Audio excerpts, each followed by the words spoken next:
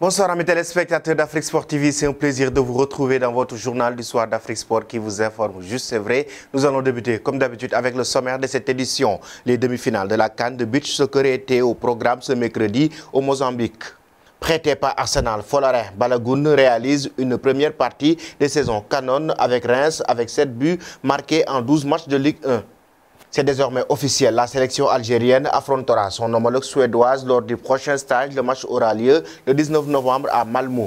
Comme lors de la journée précédente face à Copenhague, Riyad Mahrez a de nouveau échoué sur penalty mardi lors du choc de la 5e journée de la Ligue des Champions contre le Borussia Dortmund. Noël Le Graët a abordé la question de la succession de Didier Deschamps à la tête de l'équipe de France au terme de la Coupe du Monde Qatar 2022. Et toujours avec l'équipe de France, Didier Deschamps a de fortes chances de quitter les Bleus après le mondial et pour le remplacer, Zinedine Zidane est fortement pressenti. Bienvenue dans cette édition du soir que nous allons débuter avec la Coupe d'Afrique des Nations de beach soccer. Nous connaissons désormais les finalistes de la compétition. Il s'agit du Sénégal et de l'Égypte. Une autre finale après la CAN 2021 qui avait lieu au Cameroun. Et l'aventure s'arrête là pour le pays hôte tombé avec les honneurs face au Sénégal. Son bourreau en finale de la précédente édition est triple tenant du titre, décidément intraitable dans la compétition. Les Lions ont toutefois été menés 2-0 après un doublé de Nelson Manuel. Mais Seydina Sène et Babacar Fall ont marqué coup sur coup et égalisé jusqu'au but de la victoire signée par Mamadou Sylla. Les Lions affronteront vendredi en finale l'Égypte, éliminée en phase de groupe de la précédente édition par le Maroc. Les Pharaons ont pris leur revanche en s'imposant 5-4 malgré un quadruplé d'Anouar Frendi pour les Lions de l'Atlas. Conséquence, les Égyptiens se qualifient pour la Coupe du Monde 2023 de beach soccer, la première de leur histoire, tandis que les Marocains restent à quai. Et nous allons au Nigeria. Folarin Balogun qui ouvre ses portes aux Super Eagles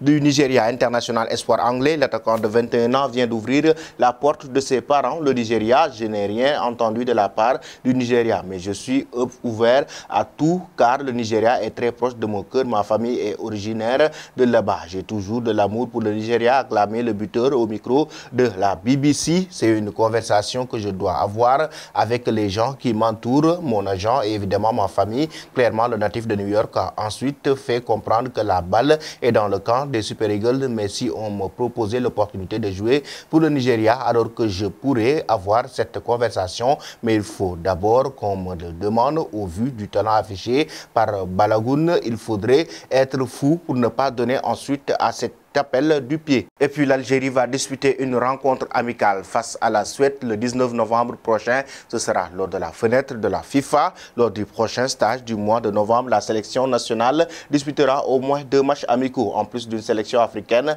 elle va affronter la Suède. Les négociations entre la Fédération algérienne de football et son homologue de la fédération ont finalement abouti.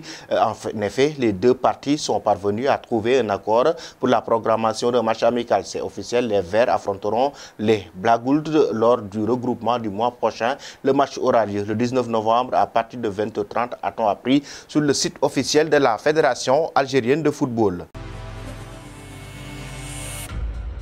Et nous arrivons à l'instant quiz avec 3 indices qui vont vous permettre de connaître notre joueur mystère. Premier indice, je fais partie des meilleurs milieux de terrain de tous les temps. Deuxième indice, j'ai remporté la CAN 2015 et j'ai arrêté ma carrière en 2021. Troisième indice, j'ai fait mes preuves au Barça avant de rejoindre la Premier League. Qui suis-je?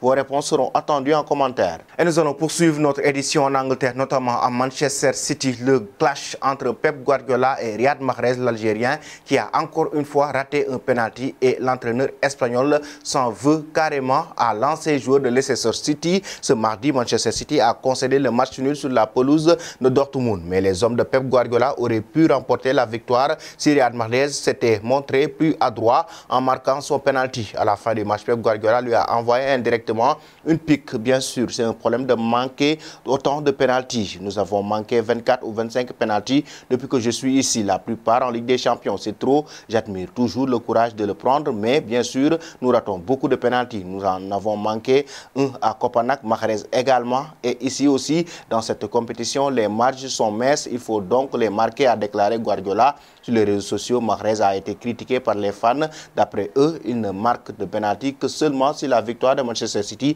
est déjà assurée lors des moments de tension où la victoire dépend de ses pieds. Il tremble. Et nous allons parler maintenant de l'équipe de France avec le président de la Fédération française de football, Noël Le Graët, qui estime que Didier Deschamps fait partie des priorités pour rester à la tête de cette équipe nationale après la Coupe du Monde Qatar 2022. Une déclaration qui devrait faire plaisir à Didier Deschamps à l'heure où l'ombre de Zinedine Zidane se fait plus présente, favori du grand public pour devenir le nouveau sélectionneur des Bleus après la Coupe du Monde au Qatar avec 41% de Français favorables à son arrivée. Zizou ne constitue pourtant pas la première option de Noël Le Graët. Le président de la Fédération française de football a reconnu que sous certaines conditions, Didier Deschamps pourrait décider de rester à la tête de la sélection, même si les deux hommes n'en parleront pas tout de suite. Rien n'a changé, on se verra après le mondial et on parlera, a indiqué le dirigeant breton lors d'un entretien pour le journal parisien. On travaille ensemble depuis 10 ans, on se connaît assez, il a envie de réussir une grande Coupe du Monde. S'il remplit sa mission et souhaite poursuivre après le mondial, il sera prioritaire, a encore estimé Noël Le Graët au sujet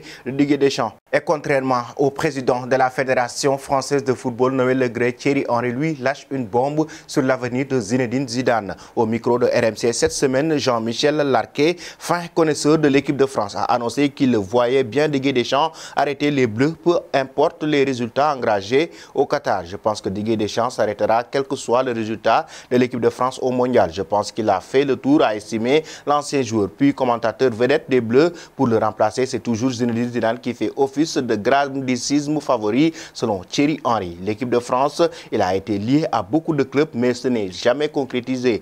Je pense que Zizou voudra rebondir dans un autre club. Pour l'instant, je peux voir Zinedine Zidane attendre l'équipe de France et cela aurait tout son sens, a commenté le meilleur buteur de l'équipe de France sur CBS Sport, chaîne de télévision américaine sur laquelle il analyse la Ligue des Champions.